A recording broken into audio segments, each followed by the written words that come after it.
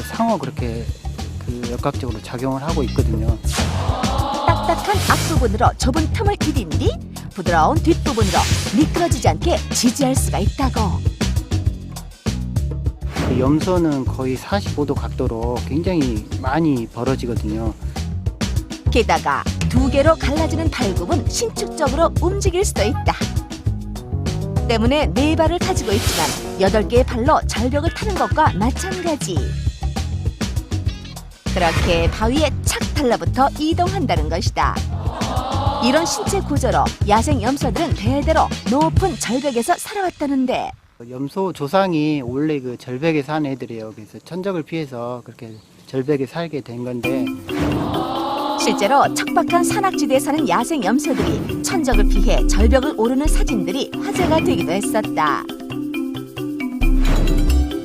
모로코의 염소들 역시 가장 좋아하는 나뭇잎을 먹기 위해 이렇게 나무 꼭대기까지 오르기도 한다는데, 골프장의 이 절벽 역시 보는 우리에게는 아찔해 보이지만 염소에게는 더없이 좋은 공간이라는 것이다. 그렇다면 녀석은 어떻게 이곳까지 왔을까? 공간에서 키우다가 방목 된 상태에서 한 마리가 도망 나왔을 것 같아요. 그럼 숨을 걸 찾다 보니까 이 절벽으로 올라간 것 같고, 녀석은 우연히 무리들과 떨어진 뒤 위험을 피해 절벽으로 갔을 가능성이 크다는 것. 절벽을 향해 있는 이 길을 통하면 염소가 생활하는 곳으로 갈 수 있을지 접근을 시도해보는 제작진. 하지만 도저히 길 없습니다. 길이 없어? 네. 길은 끊겨 있고 풀들만 무성하다. 그 어떤 경로로도 염소에게 다가갈 방법이 없다. 이 아찔한 절벽은 그 누구의 접근도 허락치 않았다. 그런 혼자만의 공간에서 때때로 아래를 내려다보는 녀석. 누가 올라오는지 조망할 수도 있고, 의식주 해결하는 데는 전혀 지금 지장이 없을 것 같아요. 자신을 보호할 최적의 장소로 절벽을 선택한 염소. 그 생존 본능이 경이로울 정도다. 헌데 갑자기 좁디 좁아 보이는 바위 틈에 자리 잡고 앉는 녀석. 피곤했는지 좁은 바위 틈, 그나마 평평한 자리를 찾아 휴식을 취하는 모습이다. 그 사이 어느덧 날은 저물어 가고 어둑어둑해진 후에도 여전히 자리를 뜨지 않고 있는 녀석. 가만 보니 여기서 잠을 청하는 듯한데, 아마도 이곳이 녀석이 정한 잠자리인 듯.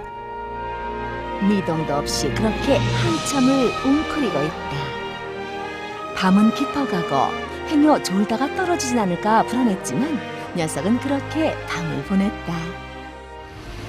다음날 아침, 굵은 빗방울이 떨어지기 시작하는데, 이 빗속에 염소는 괜찮을 걸까? 서둘러 찾아간 절벽.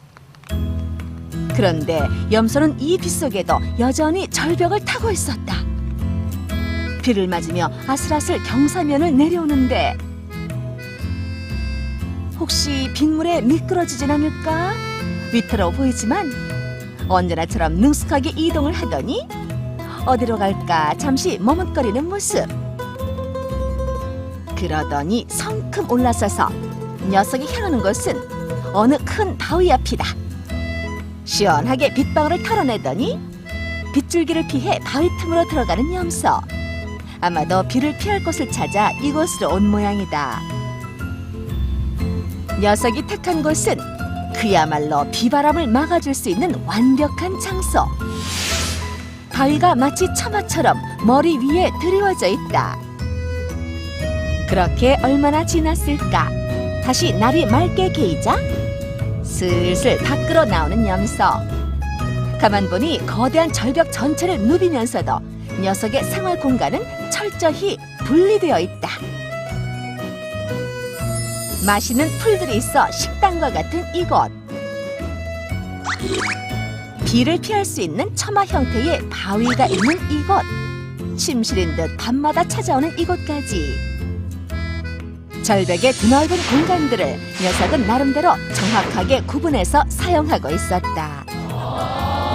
여기에 녀석이 좋아하는 또 하나의 자리가 있었으니 바로 요 전망대다. 앞발까지 툭 내밀